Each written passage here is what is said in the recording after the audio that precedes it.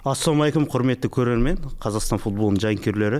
Біз Бек спорт арнасында Қазақстан премьер-лигасының әр турын талқылап, өз ойымызды, пікірімізді білдіріп өтуді жөн көрдік.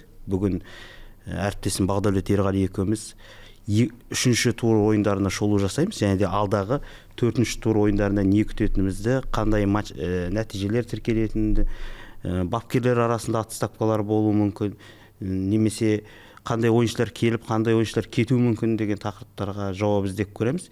Ендеше бізбен бірге болыңыздар, Бек спорт арнасына жазыла кетіңіздер. Бағдәулет, енді біріншіден енді чемпионаттың енді ойындарына көңілің толып жатыр ма? Енді қазір ұлттық құраманың үзілістері басталып жатыр. 2 апталық үзіліске кетті ішкі чемпионат. Не айтасың бірінші кезекте, қысқаша өзің ойын айтып жіберсең? Енді қазір жалпы чемпионаттың тойдың боласынан болғаннан болатсы қызық дейді ғой. Сол сияқты негізі чемпионаттың матчтың өзінен, матчтың айналасында өтіп жатқан сәттер қызық болып жатыр ғой. Интригалар, мысалы бапкерлер келіп жатыр, бір командалар маусым басталып кеткеннен кейін құрамын қайтадан жасақтап жатыр. Өйткені басында басқа бапкерге жасақталған құрам одан өзгеріп жатыр. Енді сондай қызықтар болып жатыр. Сондықтан инвесторлар келіп тағы бір өзгерістер жасағысы келіп жатыр.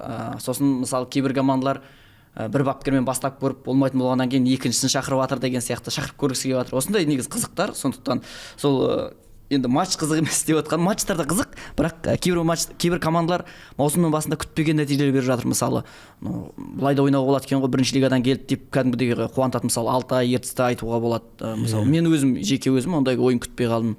Кейбір үміт күтіп қалған командалар бар, бірақ нәтиже көрсете алмай жатқан. Сондай сияқты командалар, мысалы, Қайсар, Жеңіс деген сияқты. Сондықтан жаңа айтып отқанымдай, матчтың қызықтығынан бөлек, матчтың өзінің қызығынан бөлек, мен ойымша айналасындағы сәттер қызық болды. Жаңа айтып қалдым ғой, енді үміт күтіп, бірақ сенімді ақтамай жатыр деп. Сондай команданың бірі қазір Қостанайдың Тобылы. Тобылда бар.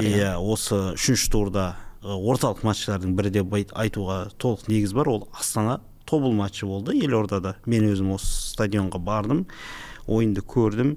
Шыны керек, Тобыл әлі есін жия алмай жатқаны, команданың қазір мысалы селекциялық жұмысына көңілі толмай жатыр көпшіліктің.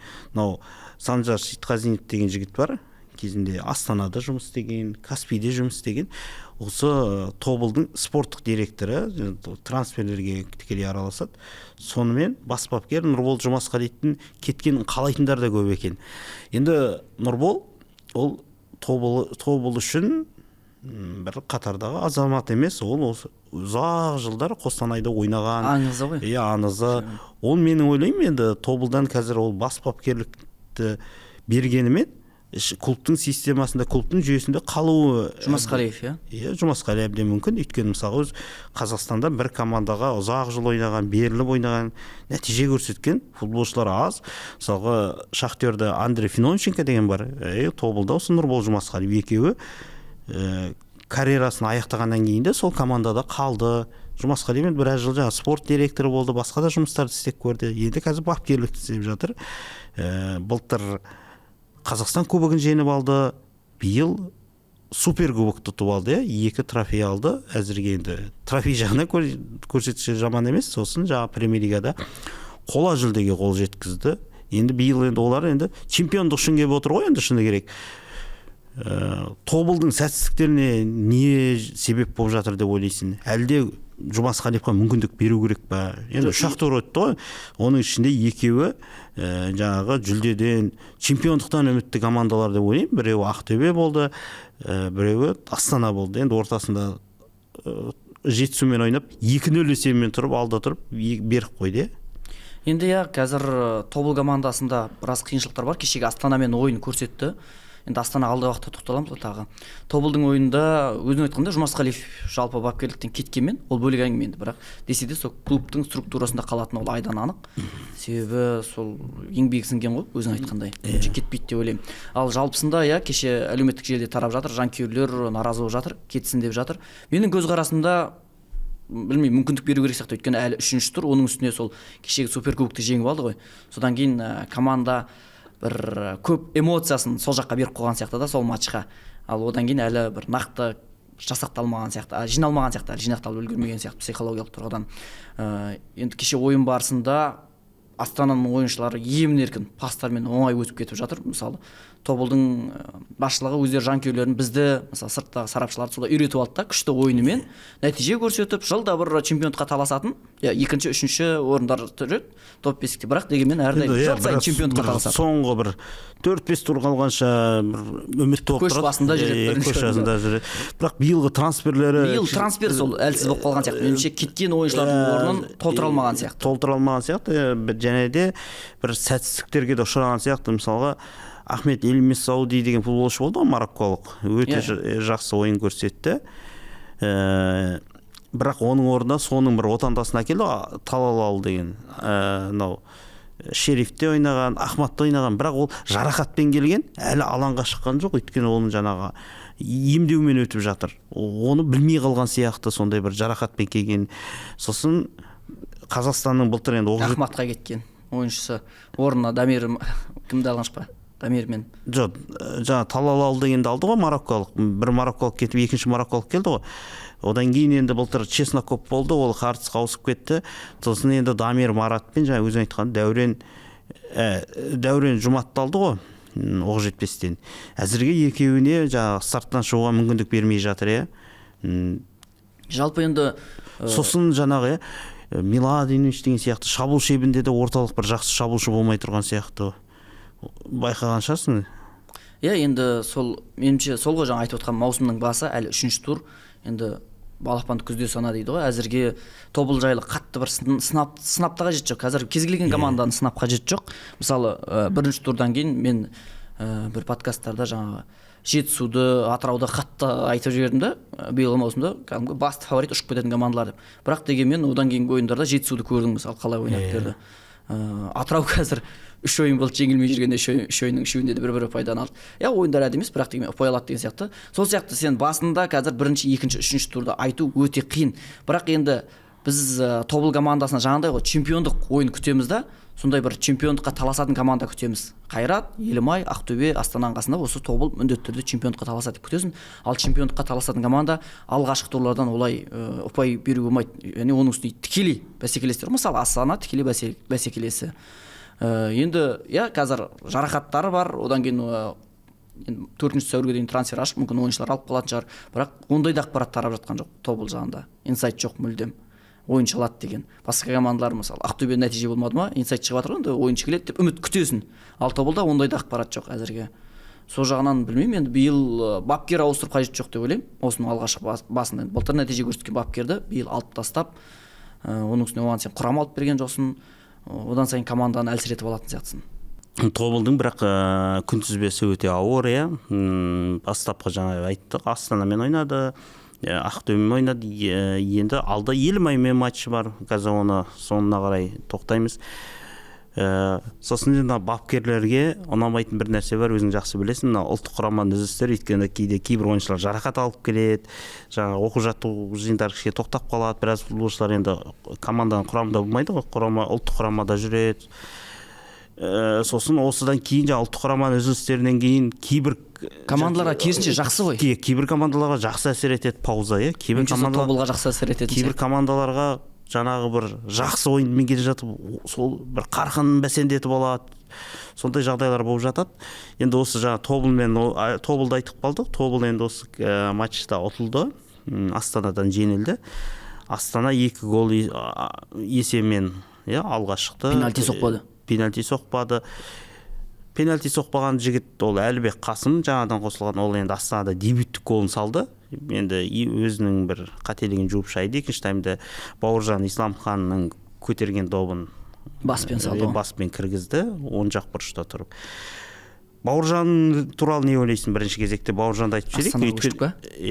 Енді осы матчты айтып жатыр қой, енді Тобылдың бір сипаттамасын беріп кеттік. Енді осы жерде енді Тобылды жеңген 3 ұпай алған алаң иелері ол Астана. Енді маған, мен мысалға бірінші кезекте жаңа Бауыржан Исламхан туралы айтамыз деп қалдық, қазір енді одан бұрын айтып жіберейін. Мынау кімді? Астананың бапкері Бабаянды көп маған соңғы жылдары көңілімнен шықпай жүрген. өйткені Астананың ойындары бір сұйылып кетті ғой, әсіресе Еврокубокта соңғы нәтижелері. Сосын жаңағы легионерге сенім артады. Қазақстандық ұлттық құраманың ойыншыларын шақырып алып отырғызып қояды. Сөйтіп бір әбден жүйкеге тиіп жүрді. Биыл енді бір қаржылық жағдайларға байланысты Астана выживать етіп жатыр ғой қазір. Құрамда бір 12-13 футболшы бар негізгі.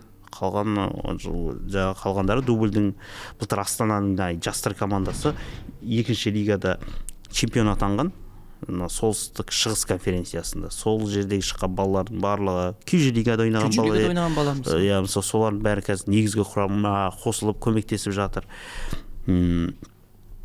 Осы ретте енді Грипши кетті, Чинеду кетті, Эбонг кетті, Аманович кетті. Енді қазір қазақстандық футболшылар қосылды. Мұхаммед Қараман, Бауыржан Исламхан, Әлібек Қасым.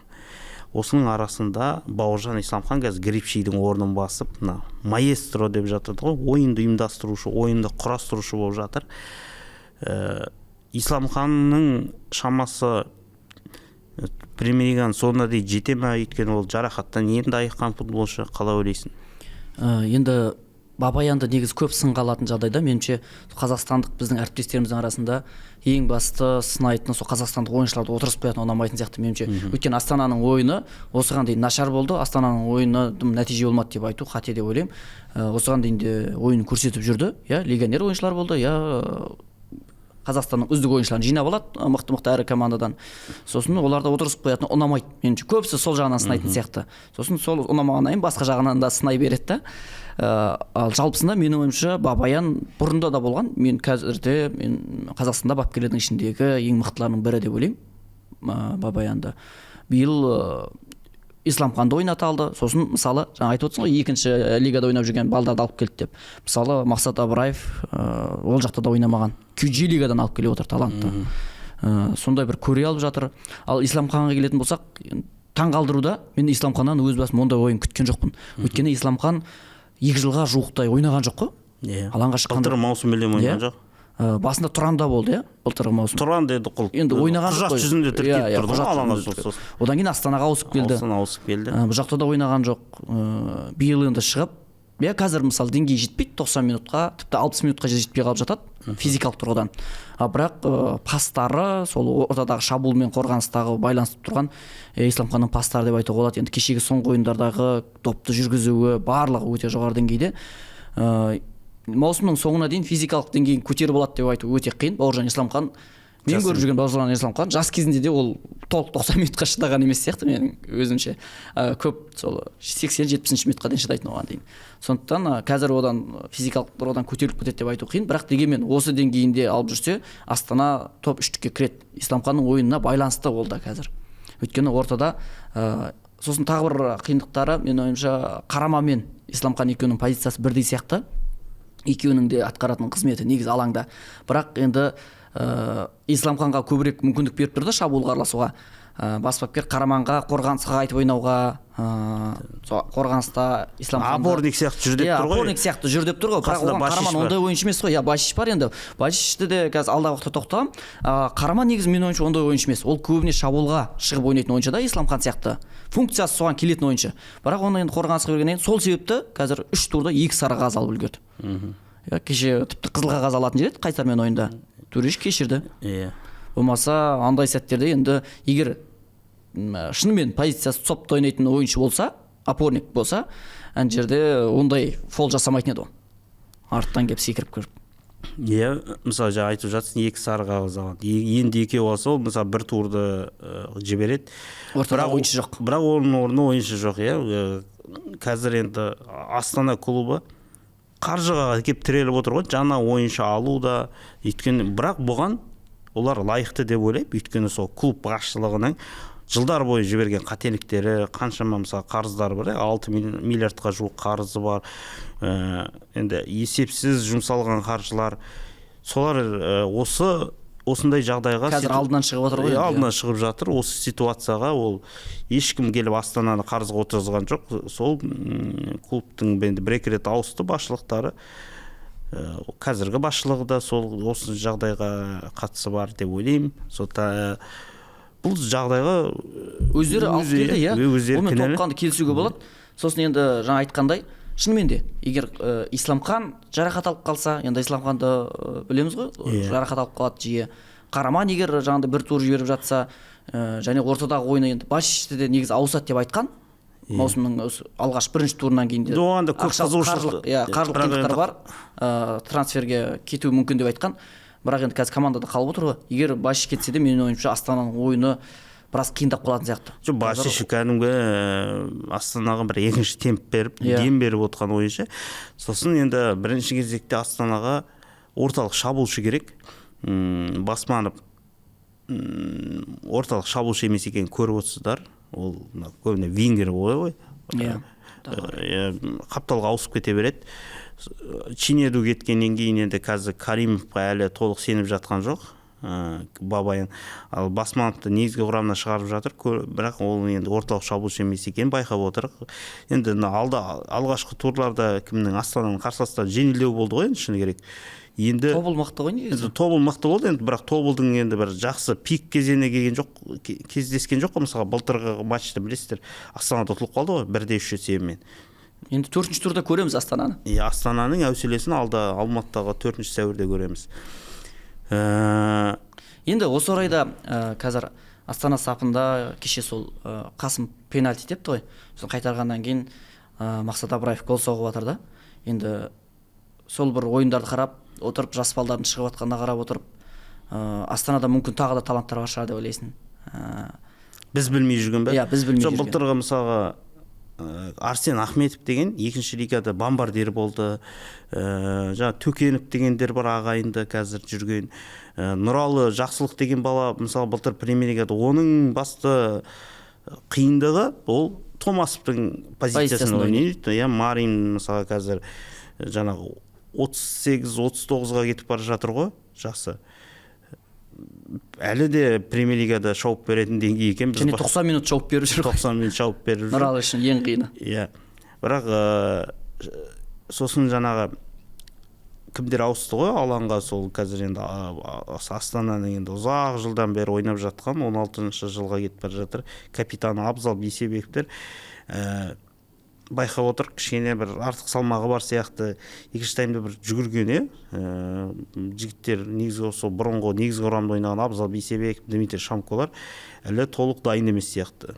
Рамазан Кәрімов те дайын емес мысалы. Рамазан Кәрімов те дайын емес. Көрініп тұр. Енді сол ойыншылардың дайын болмауы Астананың сол екінші таймнан кейін 60-шы минут, 70-ші минуттан кейін ойынын біраз бәсеңдетіп тастап жатқан сияқты. Егер солар қайтадан шынымен де формасын жинай алса, онда Астана 3-4 ойыншысы болса, маусым соңына дейін ойнайтын шығар, осы деңгей көрсететін шығар.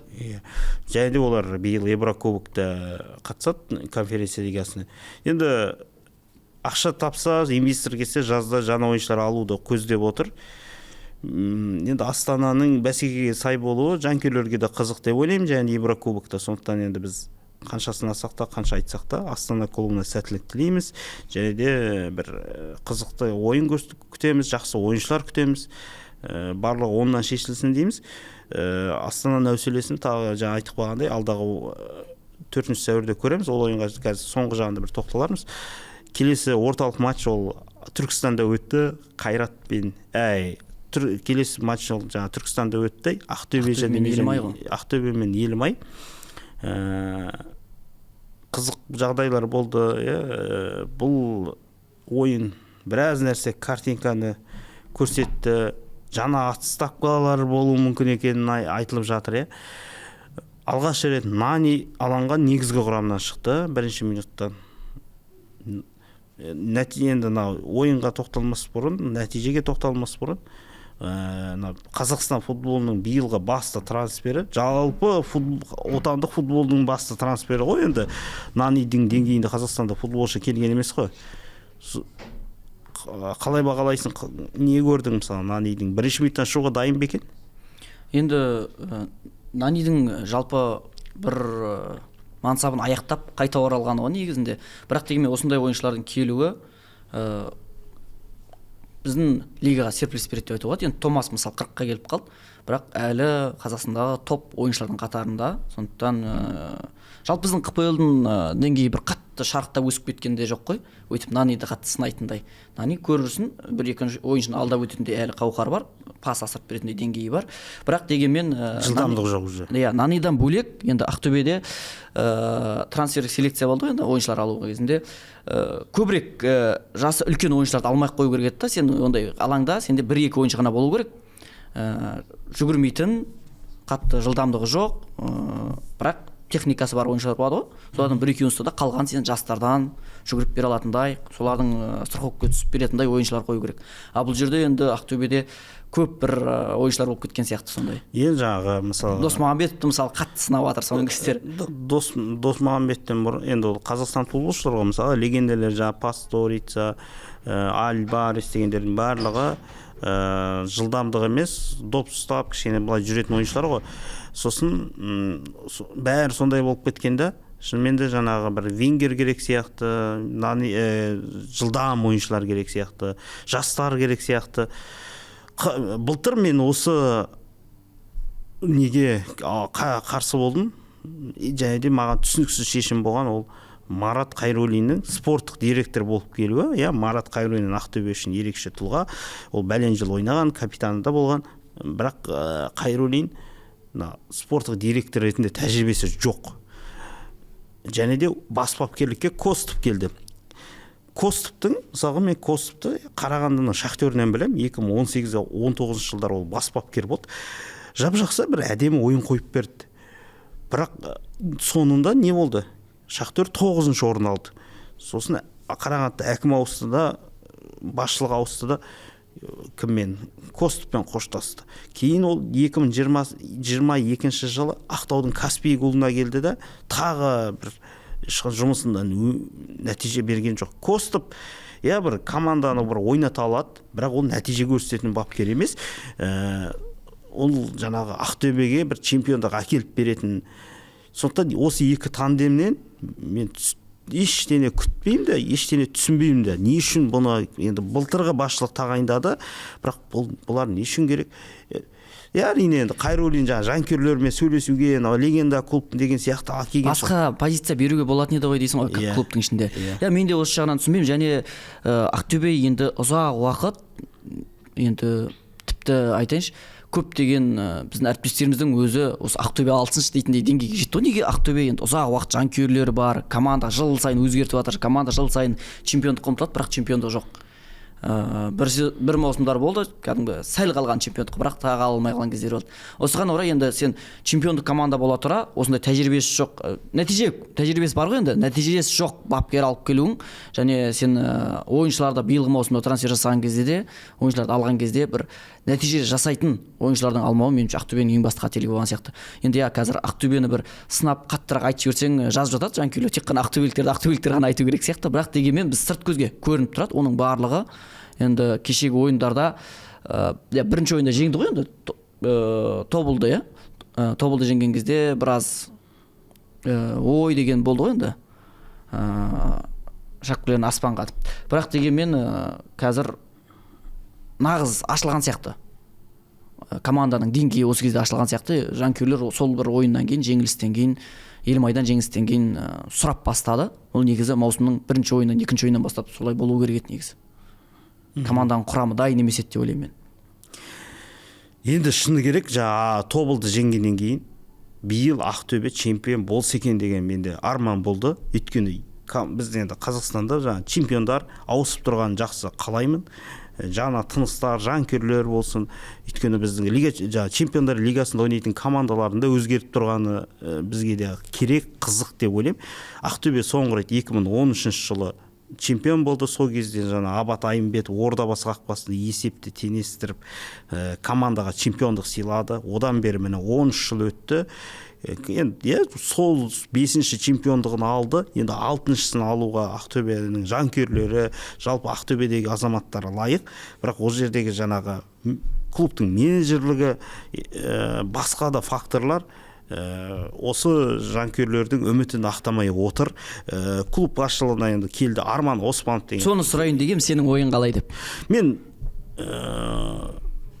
бұл жаңағы Арман Оспановты таныстырды ғой басында баспасөз конференциясында. Жоқ, Ақтөбеде болды ғой. Жанкүйер жаңағы 13-ші сектордың жанкүйерлері келіп қарсылықтарын білдірді. Біраз күн осы бір әлеуметтік желіде бум болып тұрды да, содан кейін не болды? Нани келеді деген жаңалық шықты. Түркістан кетіп қалды.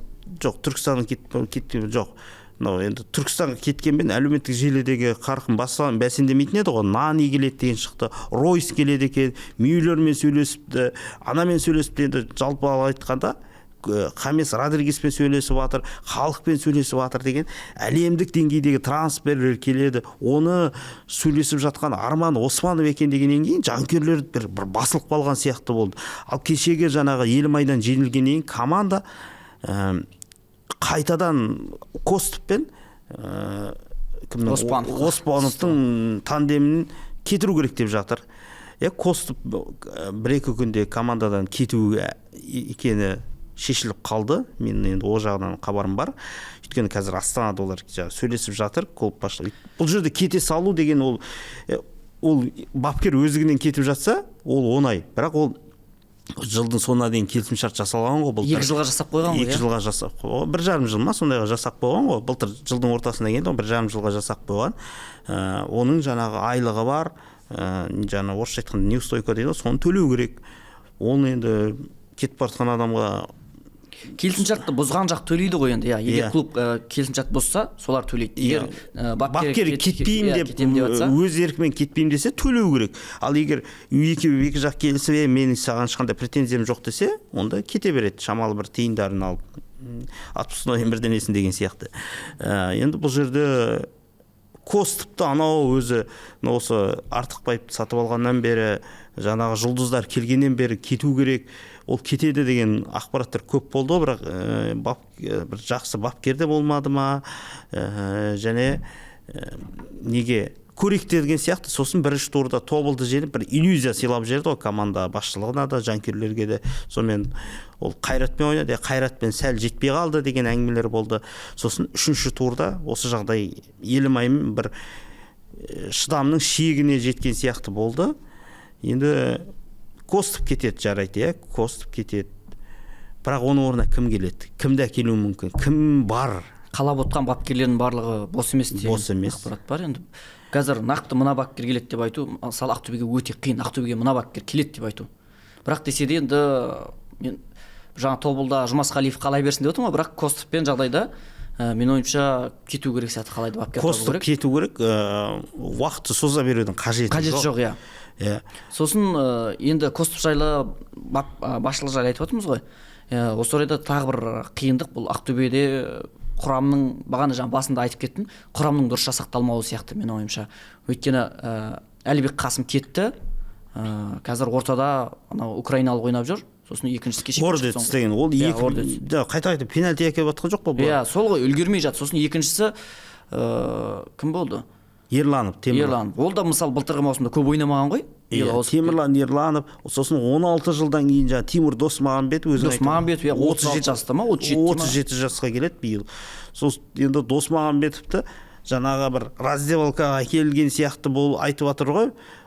Басында солай айтты. Легенде қаптаған легенелер бар, жастар бар, оларға бір сөз өтетін отандық бір ардагер футболшы керек деген сияқты. Бірақ енді Досмағамбет емес шығар деген жазулар болып жатыр ғой. Меніңше енді іздеп көру керек еді, басқа да варианттар қарап көру керек еді деп ойлаймын. Сол ғой, шабуыл шебінде, егер сенің жасы үлкен ойыншы шабуыл шебінде ойнаса, немесе бір орталық қорғаныста, енді Қазақстанда орталық қорғаныста жасы біразға келген ойыншыдан ойнау қиын сияқты меніңше. Өйткені бізде көбіне бір техникаға салып, жүйелі ойындар жоқ қой бізде, көбіне алғара лақтырата қашат, көбіне сондай ғой. Сондай командаларға қарсы, мысалы, жаңа айтып отқандай, үлгеріп жатқан жоқ. Пенальти алып келді кеше ойында, алдыңғы ойындарында. Және сол қапталдағы қорғаушының да біраз жасқа келуі, жылдамдық болмауы біраз жағдайды қиындатады ғой негізі. Сол жағын айтып отқам ғой, қорғаныста негізі Ақтөбе дұрыс трансфер жасамаған сияқты. Сосын жалғыз қорғаныста емес, мысалға, Даниэл Соса деген ойыншы бар ғой, мысалы, бірінші турда өте жақсы тобылға гол соқты ғой. Былтырда жақсы ойындармен көзге түсті. Прагамен ойнады ғой, Спарта Прагамен Еврокубокта. Сол кезде дубль жасаған жоқ па? Иә. Сол міне нағыз командаға керек ойыншы деп едік, бірақ Қайратпен ойында Дастан Сәтбаевқа бір сыйлық жасап берді. Кешегі ойында да ешқандай бір көңіл көншітетін ештеңе көрсеткен жоқ. Қазіргі Ақтөбенің сол ойыншыларының біраз ойыншылары сенімді ақтап жатқан жоқ. Осы Соса бар, Досмағамбетов бар. Тек қана бір жаңағы обидно болып жатқан ол қақпашы кім ғой? Заруцкий. Барынша қорғап жатыр. Иә, барынша қорғап жатыр. 3 турда Ақтөбе 6 гол жіберді. Жоқ, енді көп қой. Қақпашыларға бір қиналатын жағдай деп жатқаны. Ақтөбеде былтырда негізі қақпашы жақсы болды. Влад негізі мен ойымша былтыр үздік қақпашылардың бірі болды. Енді биыл көп сөмтіп кетті Заруцкий келгеннен кейін. Негізі Влад та сол биылғы Заруцкийдің күйін кешкен былтырда. Көп шабуылдарда біраз сейфтер жасаған. Чемпиондыққа таласатын команданың қақпашысы туралы әңгіме болмау керек те. Өйткені команда шабуылда жүру керек көп жағдайда. Ал енді жаңағыдай кімнің Заруцкий септарды көп жасауы ол команданың шабуылы әлсіз, шабуылы жоқ, қорғанысы әлсіз екенін көрсетеді. Ол енді топ қақпашы қайтара беретін болса. Сосын тағы бір қиындығы бұл шабуылда Жайрожан кетті ғой. Меніңше Жайрожанды білесің, ойын жүрмей жатқан кезде өзіне ала алатын ойыншы еді.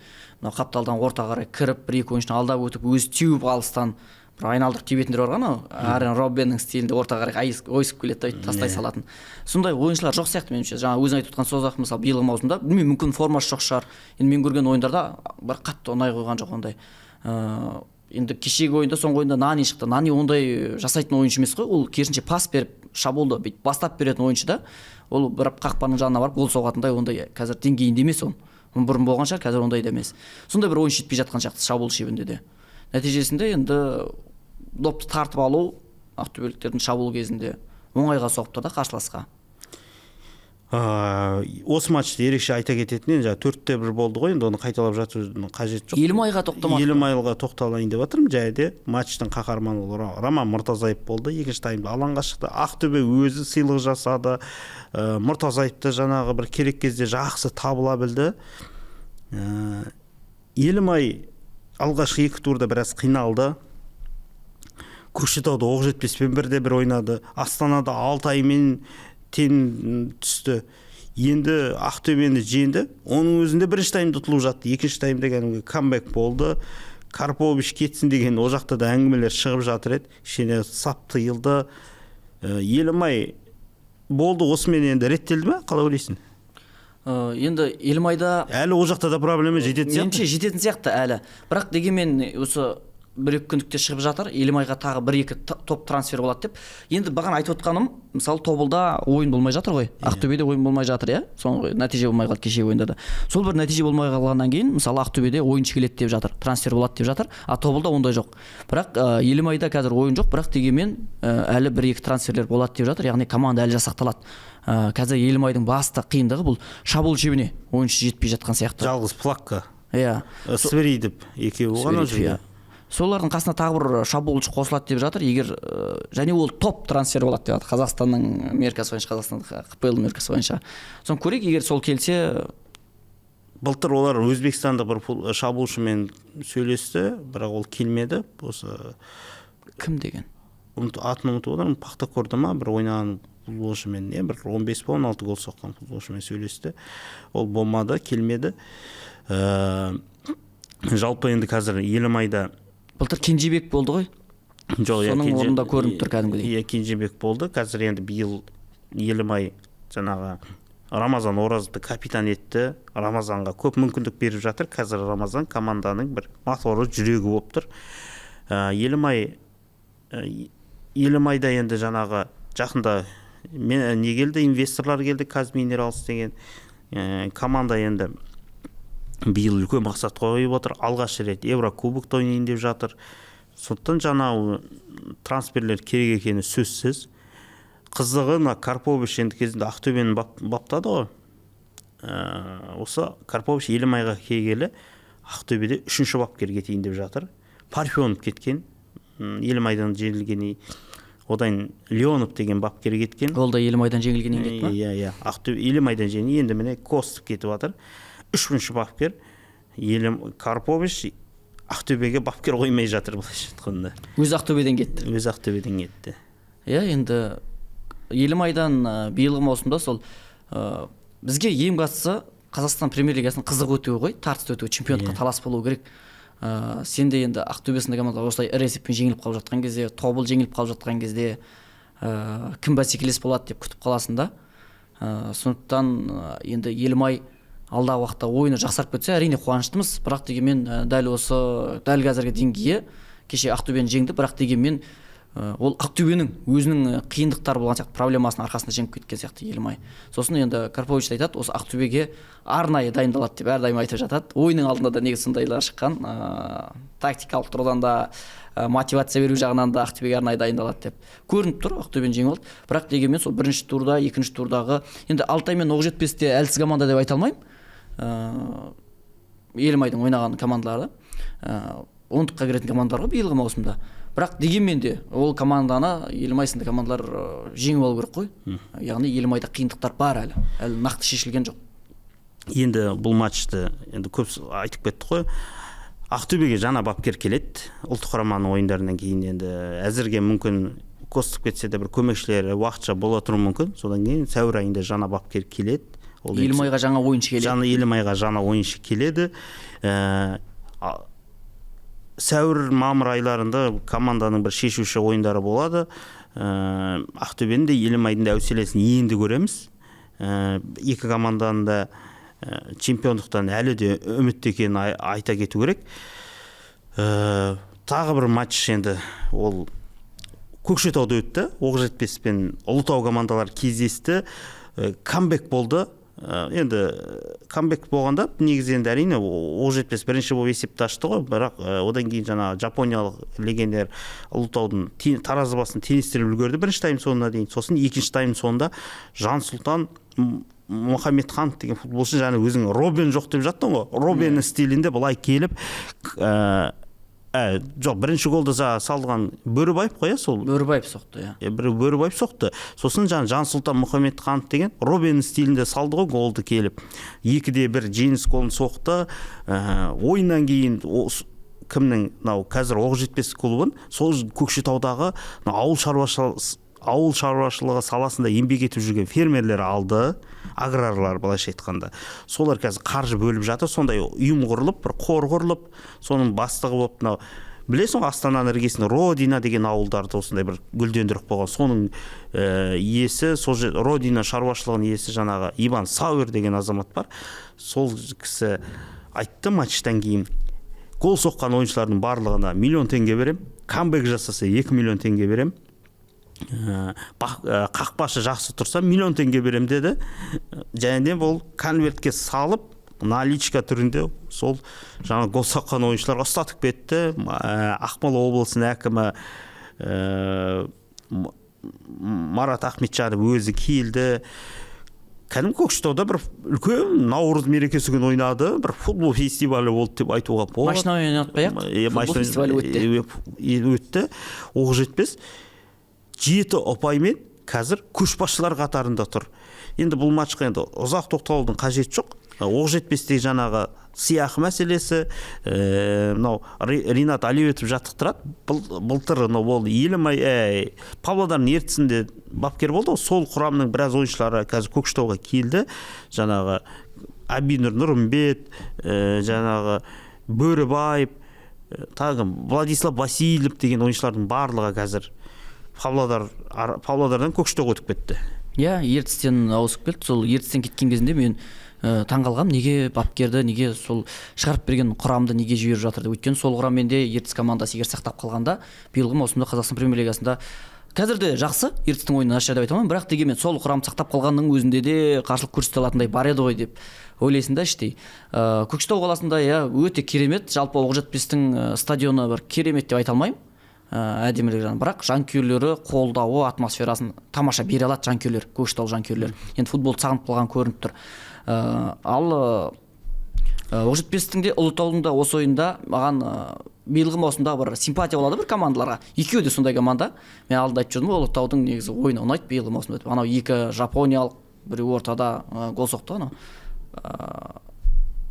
Екеуі де бір қапталда, екеуі бір-бірін түсінісуі. Сол қапталда. Иә, сол қапталда екеуінің бір-бірін түсінісуі өте жақсы. Сосын Ұлытау жеңіліп қалғанмен негізі жақсы ойын көрсетті.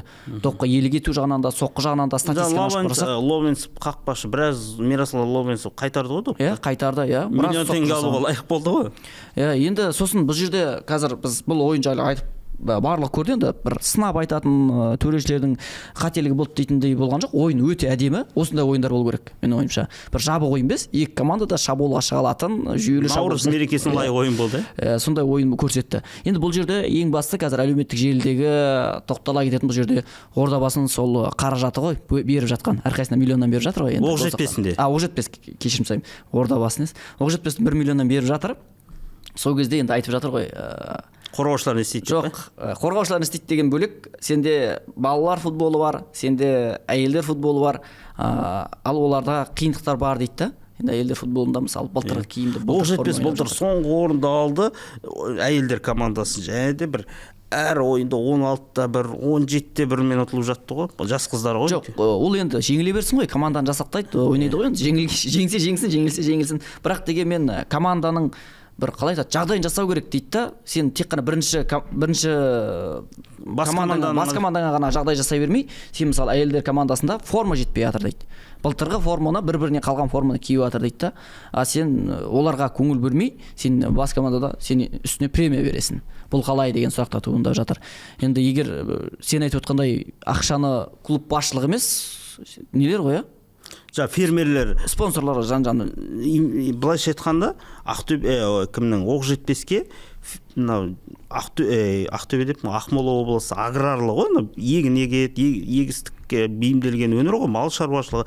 Бұл жақта ауыл шаруашылығы дамыған, фермерлер көп, аграрлар көп. Олар сол жаңа әкім соларды үйістіріп, сендер бәрін бір қорға біріктіріп, қаржыларыңды беріңдер, командаға көмектесіңдер деп жатыр. Солар ақшасын беріп жатыр. Жоқ, енді ол фермерлер айтқан шығар, біз тек гол салғандарға береміз, негізгі командаға деп. Бірақ енді әкім тағы жинастырып, қалған командаға да көңіл бөлге жіберсе болады ғой деп жатқаным ғой.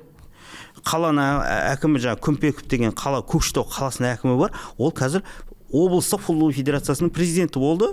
Сол кісінің онда құлағына алтын сырға айта кететіні, Күмпек мырза Оқжетпес клубының негізгі командасы емес, әйелдер командасы, екінші лигада команданың жастарына да қарай жүріңіз, қолдау көрсетіңіз, көңіл бөліңіз. Сосын енді тағы ойындарға сәл қысқаша тоқтала кетейік. енді біразға жетіп қалдық қой. Ордабас Қайсар болды, Жұбаныш Жексен келіп ән айтты, Айқын Төлепберген келіп ән айтты, 2 гол соғылды, 2 голда жылдам соғылды. Біреуін Митков деген болгариялық шабуылшы салды, екіншісін былтырдан бері жүрген Никола Антиш деген қорғаушы кіргізді, орталық ойыншы ғой. Иә. Есеп 2-0, шымкенттіктер риза. Өзбекстаннан Бахадыр Жалолов бастаған боксшылар келіп қолдау көрсетті. Қайсар легендерлерін ойната алмады, басты жұлдыздарын, 2 нигериялық футболшысын. Не жетпеді, команда әлі дайын емес пе? Сол Қайсарға ешқандай өкпе-жекті ойлаймын биыл жанкүйерлерден. Қазір мысалы Ақтөбеде бапкерін сынап жатыр, немесе басшылығын сынап жатыр, Тоболда бапкерді сынап жатыр деген сияқты ғой. Енді Қайсарда кімді сынайды? Өйткені олар жаңадан толық 90% жаңадан жасақталды, және Қайсардың басшылығын сынай алмайсың. Өйткені олар саған маусым алдындағы 2 жиынды өткізіп берді, екеуіне де қаражат тауып өткізіп берді. Сен командаңа Мойзес келді, сен командаңа екінші нигериялық шабуылшы өте жақсы ғой, екеуін алды. Енді мысалы олар бір қателігі сол білмей қалды ғой, ана келісімшарт, бұрын командасымен келісімшарт үзілмей қалған толық. Сондықтан осы алғашқы турларға енгізе алған жоқ. Оның үстіне олар Дубайда қалып кетті басында, осындай қиындықтар болды. Бірақ дегенмен сен команданы жасақтауда бапкерге қарап жасақтады да, олар қалаған ойыншыны алған жоқ. Сол бапкердің қалауымен солар алдырып берді. Оқжетпестен келді ғой енді көп бөлігі. Алияр Мұхаммед. Сол бапкердің өзінің ойыншылары бұрын Оқжетпесте болды, соларды әкеп берді ғой. Сондықтан және бапкер де былтырғы маусымда нәтиже көрсеткен бапкер Оқжетпеспен. Осындай бір құрамды басшылық негізі әдемі істеп берді, командаға стадион салып берді. Енді осы орайда басқа командаларға айтқым келіп отыр. Сен қаншама қаражатқа легионер ал, қаншама қаражатқа қазақстандық ең мықты ойыншыларды ал, бірақ сен стадионың өте нашар, командалар ойнай алмайды саған келіп. Сосын екіншіден сен балаларыңа ешқандай қаражат бөлмегенсің, балаларың дамымай жатыр, академия жоқ. Онда саған не үшін? Сен түбі барып дәл осы кезде Астананың жай-күйін кешесің. Қайсарға ондайсын айта алмайсың. Қайсар барлығын жасап берді, стадион салып берді, академиясы салынып жатыр, мықты ойыншыларын әкеліп берді. Егер солай жасамасаң, сен футболды көтере алмайсың өңірде. Қайсар мысалы былтырғы маусымда тек қана қазақстандық ойыншылармен ойнаймыз, ақша экономдаймыз деді. Содан келді инвестор келді. Биыл енді қарызы бар Қайсарында, бірақ аз мөлшерде салыстырмалы түрде басқалармен. Сондықтан енді Қайсарды ешқандай сынап қажет жоқ деп ойлаймын. Я мүмкін енді алдағы уақытта ойыны болатын шығар. Қазір мынаған байланысты Қайсарда ойын жоқ деп айту өте қиын. Тек қана сынайтын кеше Трецта көрдім, жанкүйерлер орысша әнұран айтып, соны ұнамай қалды. Иә. Қайсар енді келесі турда жаңағы нигериялық ойыншыларын ойнатады деп күтілуде. Қызылжармен шабуылшысын тіркепті. Иә, тіркеді. Одан кейін енді Алматыда Қайратпен жетісу кездесті. Бұл матч қан тәңірі стадионда өтті. Матчтан кейін Рафаэл Оразбақ деген стадионның сапасын сынады. Мынандай алаңда адам ойнай ма? 17-18 ғасырға кетіп қалдық. Қайда бара жатырмыз деді. Дастан Сатпай алаңда ойнады, бірақ Дінмұхаммед Қашкеннен өте алмады. Толыққанды, енді бір-екі рет сытылып өтті, бірақ оны өзі сала алмай қалды. Осыған дейін көп сынға ұшырап жүрген Қашкен қақпасына жаңағы гол жіберткізбей әйтеуір матчтың бір қахраман ойыншыларының біріне айналды. Жетісу бапкері Қайрат Нұрдәулетов 3 турда 3 мықтымен кездесті. Астана, Тобыл, Қайрат 2 ұпай алды. Енді алда қарсыластары бір уф деп демалып жеңілдеу қарсыластармен ойнайды, салыстырмалы түрде. Бұл ойынға енді ойын нәтижесіне ешқандай тоқтаудың қажеті жоқ шығар. Өйткені енді гол соғылған жоқ, онда айтатын бір сәттер болған жоқ. Тек Оразбақтен сол сөз ғой. Бірақ дегенмен енді Оразбақтен Алтаймен ойнады ғой. Дәл сол стадионда ойнады. Иә. Ұтты 1-0. Ол кезде ондай сын айтқан жоқ. Және де сол ертеңінде Алтай мен Каспий ойнады. Сол жерде Каспийдің бапкері Пірәлі Әлиев стадионды сынайтын ештеңесі жоқ, бәрі нормально. Жоқ, екі команда да бір деңгейде ғой. Бір деңгейде. Енді Қайрат, бірақ енді Қайрат негізі жасанды да ойнай алмайды. Алдыңғы жолда мен подкасттарға барған кезде айтып жүрмін, Қайрат командасының жасанды алаңға барып ойнауы өте қиын. Өйткені олар жаттығуында, өздерінің ойындарында кәдімгі төсеніште ойнайды ғой, неде? Табиғи газонда ойнайды. Сондықтан жасанды барған кезде біраз қиналып қалып жатады. Ал жалпысында Қайраттың негізі өзі биылғы негізі Чемпиондар лигасына қатысуы, және Чемпиондар лигасының осы топтық кезең 7 матчтан тұруы, мен ойымша қазақстандық команда егер топқа шықса, соларға пайдалы сияқты. Қайратқа биыл жақсы кәдімгі серпіліс берген көрініп тұр. Оразбақ дейді, бапкер де, ойыншылар да біраз тәжірибе жинап алған. Бірінші ойын алғашқы 3 турда 2-ақ гол соқты. Кешегі ойында тең ойнап қалды. Бірақ дегенмен де көрініп тұр да, ойында кәдімгі тәжірибе жинап алғаны көрінеді, анық. Енді тәжірибе жинап алған көрінеді. Қайрат енді әзірге шабуыл шебі шене бір ширақтық танытпай жатыр, голдар аз болып жатыр. Енді команда енді көктемге кезең ғой, қиын кезең. Енді естерін жинап, жаңағы фильм ойыншылары бар, басқа да футболшылар бар. Нағыз бабына келеді деп ойлаймыз. Енді тағы бір 2 ойын қалды. Олар Қызылжарда өтті. Петропавлда Қызылжар мен Ертіс 2-2 есебімен тең түсті. Алтай мен Каспий неде Алматыда 0-0 болды. Сосын Жеңіс пен Атырау есеп ашылған жоқ, 0-0. Ағайынды Пірәлі және Әли Әлиевтер осы турда 0-0 ойындармен көзге түсті. Жеңіс маусымның енді бір чемпиондығына болмаса да алғашқы бір 5-тігін үмітті команда еді. Әзірге көлден шығып жатқан жоқ. Атырау 3 тур ойнады, 3 ұпай еншіледі. Ол да қызық жағдай. Ертіс жеңілген жоқ қой тоже. 3 турда 3 ничья, 3 тең ойыны бар ғой. Өйткені бірінші турда Ордабасымен тең түсті, одан кейін Атыраумен тең түсті, бұл жолы Қызылжармен тең түсті. Қызылжар 4 ұпай жинады 3 турда. Енді Ұлытаудан ұтылды 2 турда, 1 турда Каспийге камбэк жасады. Кеше жаңағы кіммен Ертіспен тең түсті. Алтай 2 ұпай жинады. Елімаймен тең түсті, және Каспиймен тең түсті. Қызық жағдайлар болып жатыр. Әлі де бұл командалардың әуселесін енді байқаймыз. Барлық командалар ұпай алып шықты ғой қазір 3 турда. Барлық командалар ұпай алып шықты. Енді бұл матчтарға былай бір жеке-жеке тоқталатын ештеңесі жоқ. Әзірге енді Әлиевтің жұмысына шыны керек көңілім толып жатқан жоқ. Жеңіс командасын Меркель келді. Меркель енді Құрама дайын емес сияқты меніңше Жеңіс командасын Әлиевтен бөлек. Әлиев енді мен де қатты қазір ойыны күшті керемет деп айтпаймын, мықты бапкерді. Бірақ дегенмен де одан бөлек екінші жағы да бар. Бұл құрам дайын емес. Мысалы Қараманың орнына ойыншы келген жоқ.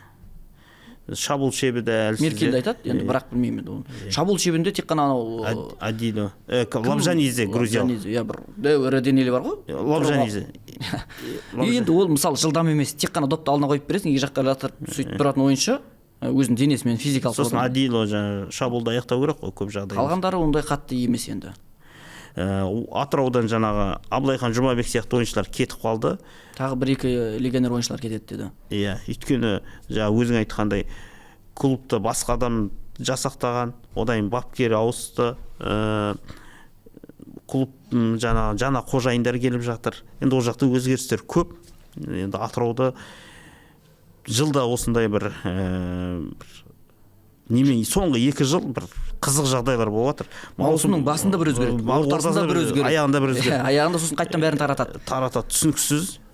Ертең маусым ортасында жарты құрам кетіп қалуы да әбден мүмкін. Енді Атырауға енді Атырауда жаңа футболды қолдайтын, футболды жақсы көретін жанкүйерлер көп, стадиондар дайын емес, команда қазір Түркістанда ойнап жүр.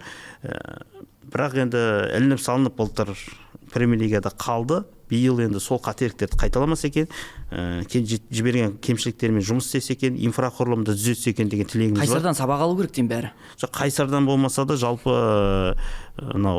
Атырау өңірі енді мұнайлы өлке, меніңше бір қолдайтын инвесторлар, ағалар, көкелер табылу керек дейсің ғой. Табылу керек. Енді Атырау командасының биылғы маусымда ойыны мүлдем ұнамайды маған, шынымды айтайын.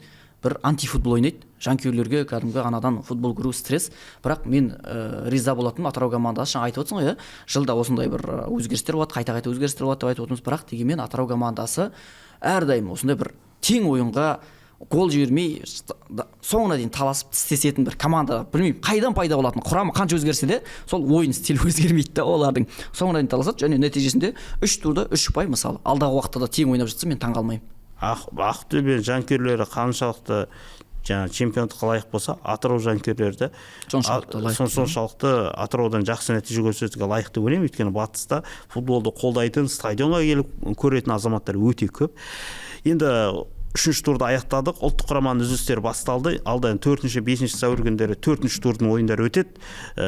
Осы матчтарға айтып өтсең? Ертіс, Алтай.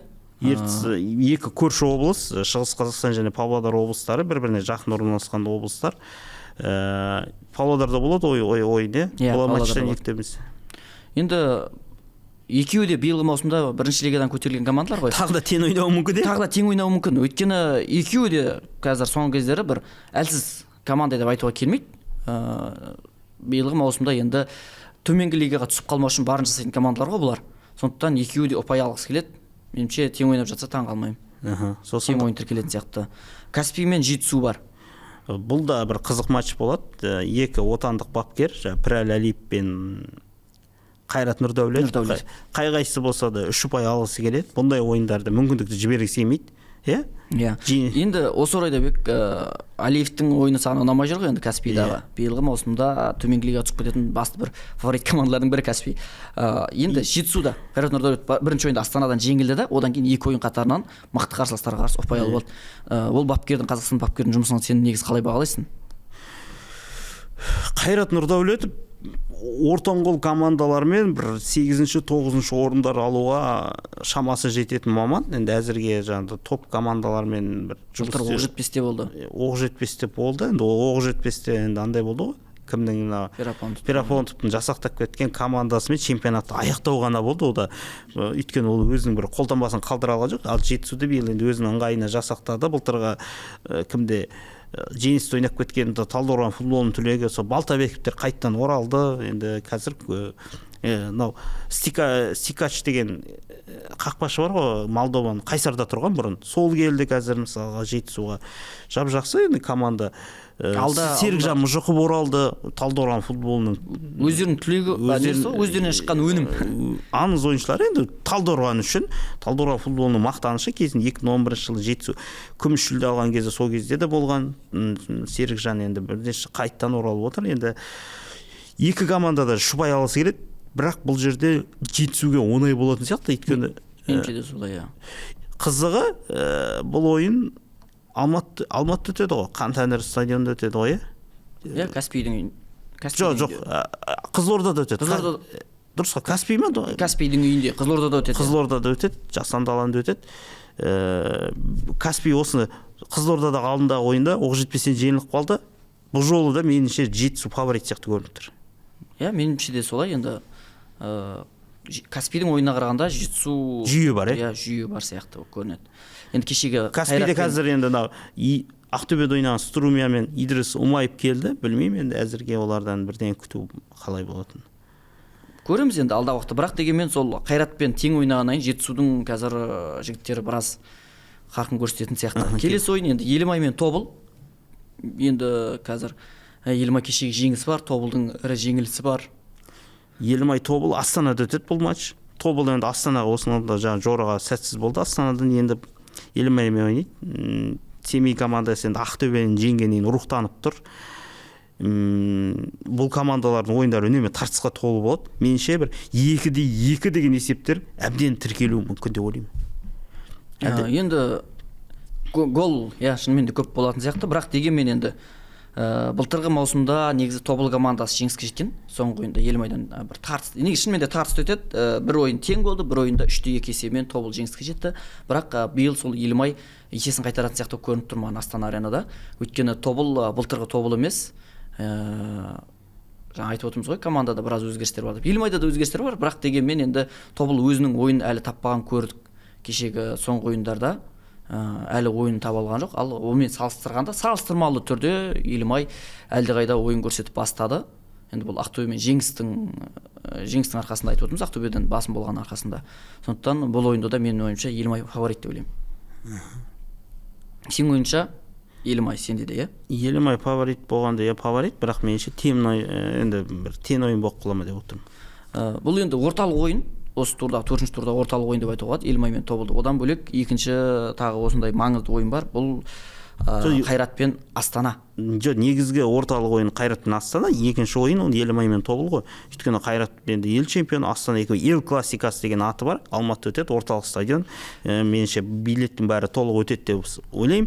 Өйткені алдындағы Ақтөбе матчта да енді Астана келе жатыр. Қайраттың ойынына да көп адам жиналу керек.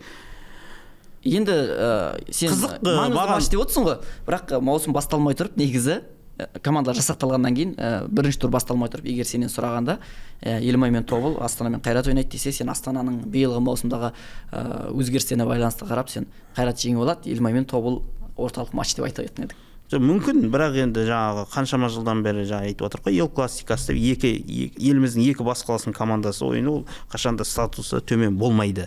Қызық, бұл жерде енді Қайратты мен толыққанды фаворит деп ойламаймын. Астанадан да бір тәне күтуге болады. Астананың соңғы ойындары сол Исламхан, Башич, Қараман болғалы ортада өте керемет бір тики-таканы ұстанып алған, кәдімгі допты жүргізу, пастары өте жақсы деңгей, және Қайраттың жаңа айтып отқандай тәжірибесі мол. Енді Астана командасының қазір жанкүйерлер қалыптасқан. Бірақ екі команда жаңағыдай байқастап ойнайды. Иә, сескен ойнайды бір-бірінен. Тәуекелге бара береді деп ойлаймын. Сондықтан бір голдар көп болмайды. Тең ойын болып жатса таң қалмаймыз бұл ойынға да. Енді бұл ойында мен ойымша Астана жеңіске жетіп кететін сияқты көрініп тұр. Қайрат енді кешегі алғашқы ойындарына қарап отырып, мен осындай өзім болжам айтып отырмын. Астана жеңіп кетеді немесе тең ойнайтын сияқты.